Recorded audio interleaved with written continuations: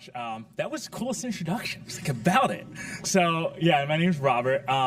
So how I got into fitness is I used to go to Planet Fitness, and I was like, I'd watch people work out, and I was like, well, something is wrong with that movement. What is wrong? Because we've all seen people work out. We're like, ooh, that looks rough. But we were never sure what it was. So I went and became a personal trainer, not to call those people out, but just to see why do I feel like this isn't movement correctly, or they're not doing it correctly. So then personal trainer started in 2014, became an LLC in 2022, actually. So it's been about 2 years now. So I'm just going to, go through my presentation here a little bit with you guys. So that is my beautiful wife, Kay. So, she works with me. We work together in the business. And the coolest thing is, there's our gym, our phone number as well there to get a hold of us. But we offer personal training, we offer group fitness, and then we also offer an open gym option as well for people. Because we can be a 24-hour facility, which is the coolest thing because that's what everybody loved. But now a lot of gyms don't do that. So we were able to offer that. So that's one of my clients there, working with him. Like I said, movement is key. So, with him, he came with a lot of, posture issues and things like that. So I've been working with him. I've seen a huge change in him. I was talking to someone else about another one of my clients. The thing with them is they come to you and they ask, hey, what is, I don't feel like I move well. So it's just correcting, movement and posture and all those things. There's Alana. She's one of our personal trainers as well, working with another client there as well. We've seen a lot of change in him because he came and he walked literally on his toes. Heels were not flat, things like that. Now his heels are flat to the ground. He's able to move well, and he feels so much better. So that's exciting as well. And then our group fitness, we have, basically a number of different classes, from spin classes to, general HIIT classes to even your lower, movement style classes as well. So we offer a lot of different variety there. And then, so there's that class actually happening that other morning. That was actually on Monday morning. And they've been coming for about 2 years now. So they're continuing to, improve themselves and continuing to be, just better in general. Now, I love this part because we work with a lot of kids. And actually my son is there as well in the picture, second one in line. But the coolest thing is I get to, my kids get to come to work and see what dad does. And, because a lot of kids are like, well, I don't even know what my dad does. He says this, and this is what he does, but I don't really know what that is. So he gets to come in and he gets to see what I do, on a day-to-day basis. And then there's a little girl. She's super cool. She's one of our good friends' daughter. And, we just offer, want to provide a great environment for kids, moving all the way up into their adulthood, working with a number of athletes as well. So across the board, we're just trying to help people become better as they move from, being young all the way up through. And so that's kind of the end of that. So I just want to talk to you guys a little bit more about, why fitness is such a huge thing for people. Because all of us here, you should go to the gym, right? But often I've noticed as people get older, they come to me and they have movement patterns that have been pretty much developed through their whole life. And then when they come to me, they're like, well, I need to reverse this. But it could be, 20, 25 years of incorrect movement pattern. And so, going back and revamping, how their body has moved this whole time is a process. And, it's not about, doing it perfectly. A lot of people think, oh, I have to go to the gym and I have to do every movement perfectly. It's about moving safely. And, from there, then you can continue to, see a process of I'm moving from here to here. So that's kind of what I wanted to present to you guys today about our gym, what we do, and, how we're continuing to try to help the community just become better in general. So guys, thank you so much for your time. And I know there's questions and things like that. So, if you guys have any questions, I'm about those questions. So go ahead. Got the mic in the corner. Go ahead, Gillette. And I got it. What are some of your business challenges at this point? So that's actually a great question. So we came in with a good amount of, it wasn't actually a good amount. We came in with 18 clients. We're up to 54. But now we're kind of at that point of how do we move that number up? Because the training aspect, as far as, our instructors being good or, really just me being able to work with the individuals at our gym, that's not the issue. The issue is how do we acquire more? Because we would like to have our own location. So how do we move from, the 54 clients we're at now to, up to that 100 mark, or, even 65. I know me and Denny talked about that, a number of times. How do we continue to move that number? So really just acquiring more clients, and then, also bringing on more trainers as well. Because the other issue we're facing is a lot of our trainers are in their mid-50s, early 60s, because they came with the previous owner. So I need to get younger as well, trainer-wise, but ones that are good and will operate with integrity. So I'm hearing you saying you need to acquire more customers. Correct. Do you have a plan in place, a strategy to achieve that, to create awareness and bring new people in? So that's another thing we're kind of working on. We've done a lot of like Facebook and things like Facebook ads, things like that, and that's drawn actually a good amount of clients. But we don't have necessarily a concrete plan of this is what we do. This is the X amount of clients we'll acquire through this. So really, yeah, we've been gathering clientele, but we can't say, hey, this is our numbers. This is how we're continuing to move to the next, by next month, we'll have, 10 new clients or things like that. We don't really have that in place necessarily. Uh-oh. That's a long toss. That's a long toss. I was about it. Got this. Look at that. We're okay. So I had a question. It sounds like you've got looking for new clients. It sounds like you have quite a mix of class types. We do. And demographics that you would be targeting. So if I'm hearing you correctly, we've got parents of small children for the kids' agility.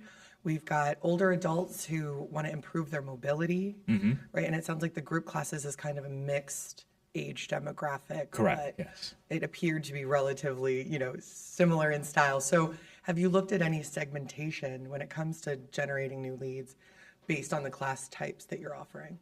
So that's actually a good question, because we haven't necessarily done a segmentation, because what happens is we had like a certain age demographic, like maybe early 40s to low 60s.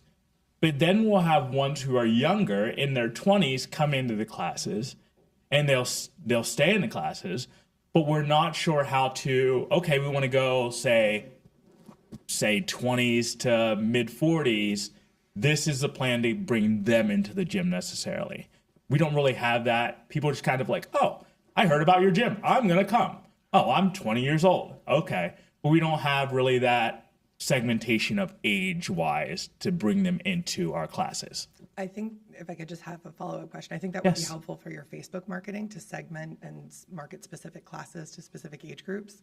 But one other thought that I had too was, have you considered a referral program or a program where your current clients are able to get a discount or a free class if they bring a new friend of their same hypothetically demographic? Yeah, we actually have offered that, and it's very interesting because I've asked them, can you give me some feedback on the gym? How do you like the gym? Oh, we love the gym. Oh, we're doing a referral. Like, if you bring a friend, we'll do, 10% off your membership or whatever. But the referral doesn't take off. But then when I asked them, I said, well, what do you love about the gym? Well, they have like 5 things they love, but they don't necessarily bring anyone. So I'm like, I'm not sure what's happening. How do I, get them to be like, oh, I'm going to bring a friend. We're doing a referral program, because they love the idea when I say it to them. I'm like, oh yeah, I'll talk to people. But then we're not moving that off the ground. So that's a good question. Yeah, while you're throwing it, I'll just woo. Look at the relay. Just thinking about that opportunity. I just wonder if maybe there's events that you could coordinate for bringing. Mark. Oh, I'm sorry. I have no idea. She's gonna take it. Go for it.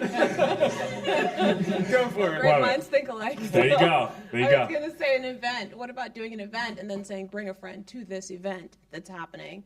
Then within the community, so then you can get more people out, people who may not necessarily have come to the gym before, and they can learn a little bit more about the classes, or sign up if they don't have time to stick around for the full event, sign up for something or something like that.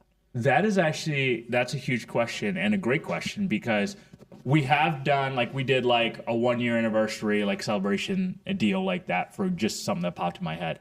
And I had 5 or so new people that came by, and they're like, oh, and we got the name and number from them. Actually, it was a referral from a client. But then when we got to reach out to them, they're like, oh, well, now's not a good time. But they came by, like someone did bring them by. We just weren't able to kind of convert them that way necessarily, but they came by. So it's that, how do we turn that knob from they love it, because they came by and they're like, oh, this is great, to then moving them into, a member, a current member.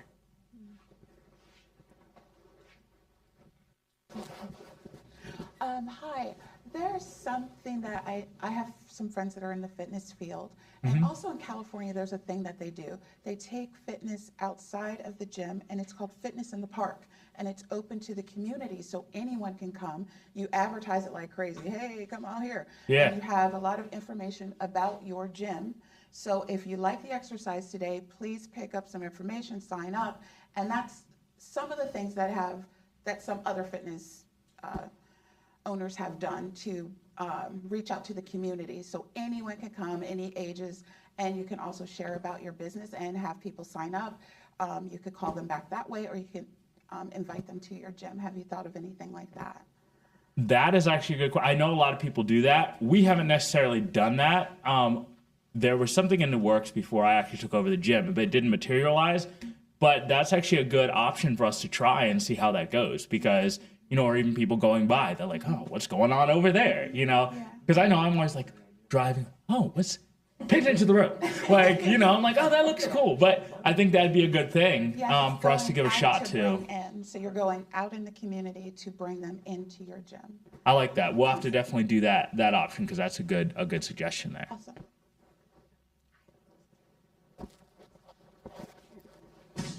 So I actually have a degree in exercise science, and I love the fact that you are taking what I ultimately wanted to do when I was in college and thriving on it.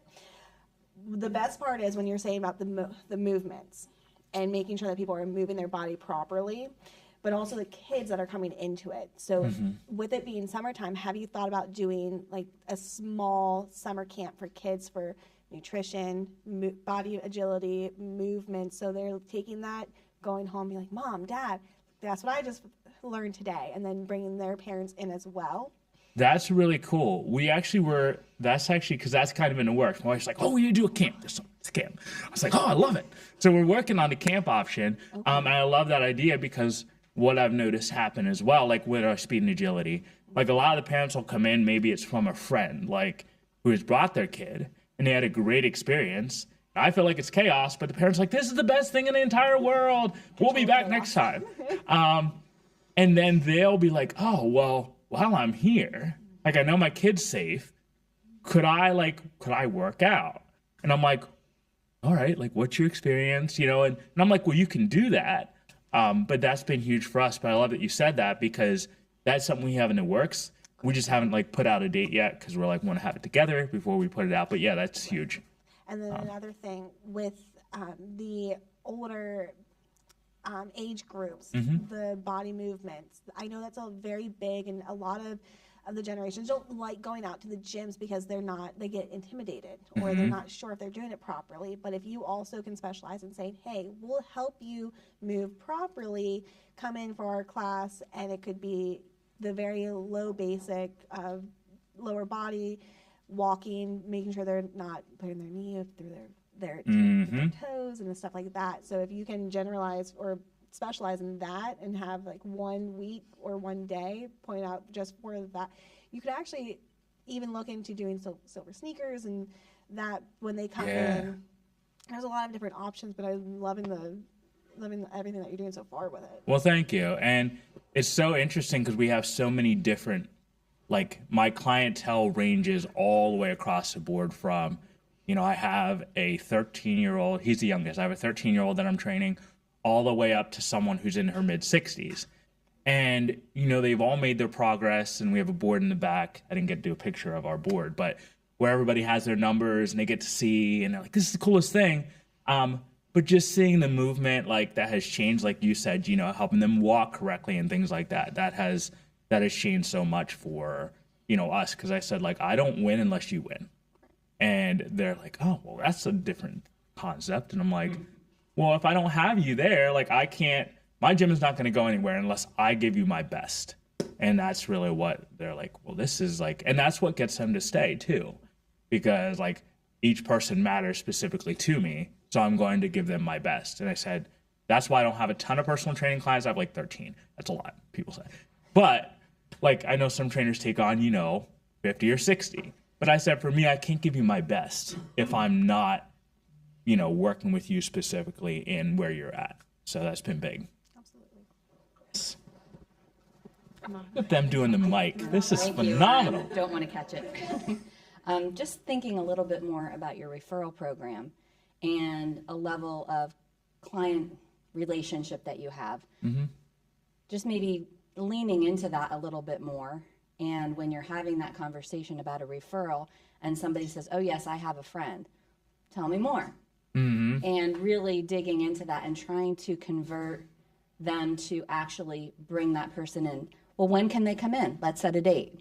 That's perfect. And just be very intentional about those conversations in the moment, because the best time to get a referral is when somebody is super happy with a result that you and your team has delivered. So in that moment, saying, hey, let's talk about someone else that you would like to see have the same experience. And I love that. And maybe you guys can give me some feedback, because like what I've noticed happen is referrals like I can't say all of them, but the last probably 5 or 6 that I've gotten, 4 of those have been from a client who called me and said, hey, Bob, like, I have this guy, him and his wife want to come in, like, can I pass them your number?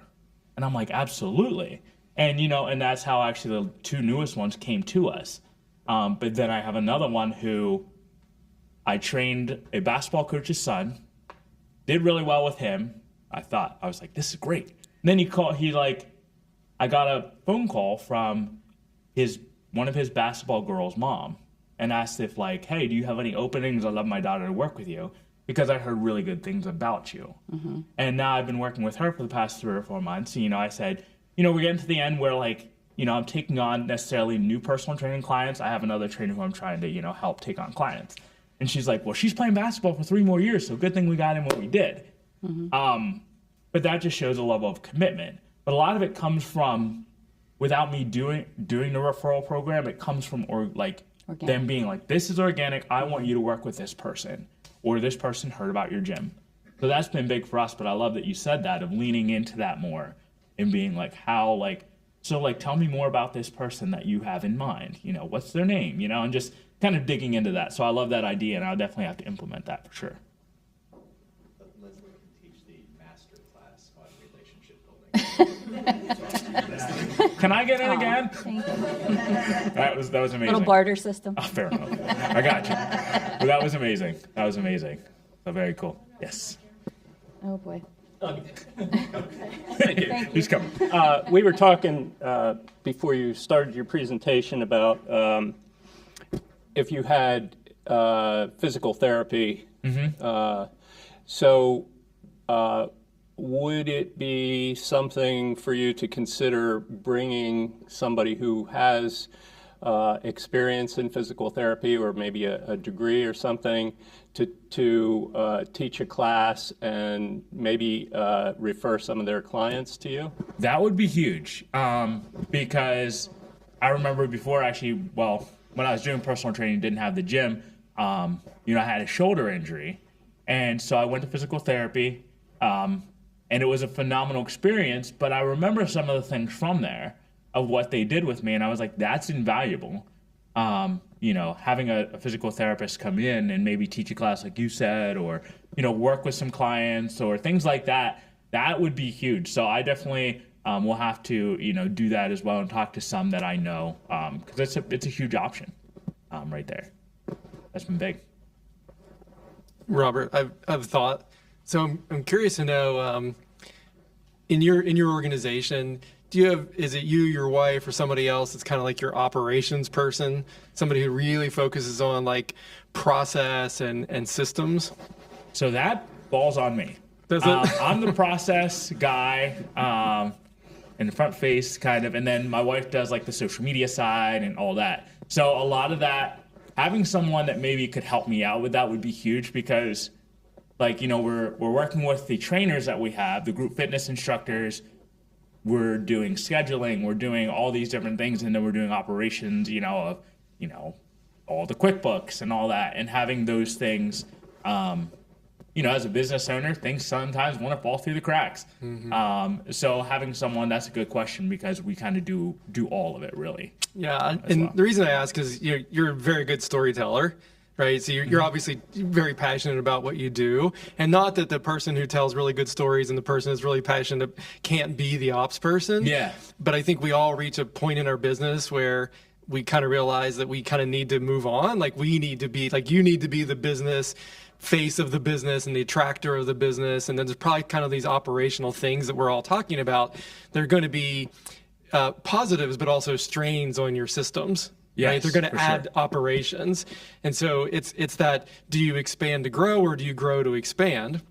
Right. Yeah. And I think you're at the point where you're saying, well, I kind of need to expand so that we can grow. I need to expand in terms of, you know, maybe offerings, and expand in terms of processes, and maybe even just finding somebody that's a couple hours a week that can kind of start to do that work for you, like a fractional person from an operations perspective.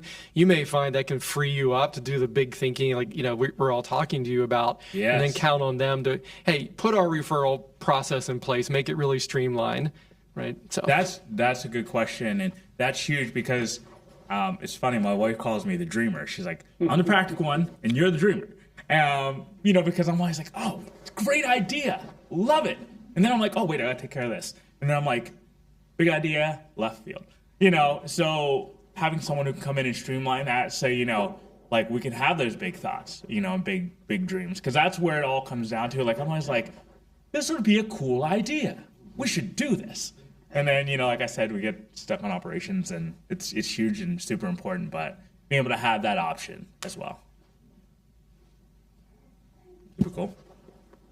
I give you one last, it's a little nugget. Yes. You mentioned that you were working with a coach's son, and then you got a referral from someone else. Who's, I assume this is high school or Yes. college? Okay, so have you ever thought about maybe doing your own outreach at those sort of events? Like you have a booth and you talk about physical training and helping athletes who have been hurt, or whatever it is that you're working on them with. I actually have not, and that's actually a huge deal, because I know at schools, you know, no matter what sport you're in, usually someone's injured or multiple people are injured, or, you know, they want to become better at their sport.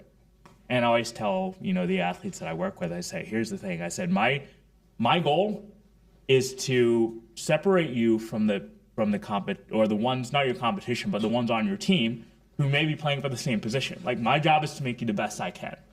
And so, yeah, like maybe doing it, you know, something there, because they love what we do. It's just now, how do we get to maybe the teammates or, you know, ones in other sports? That's a good question. Yeah. Thank you all so much. That was awesome.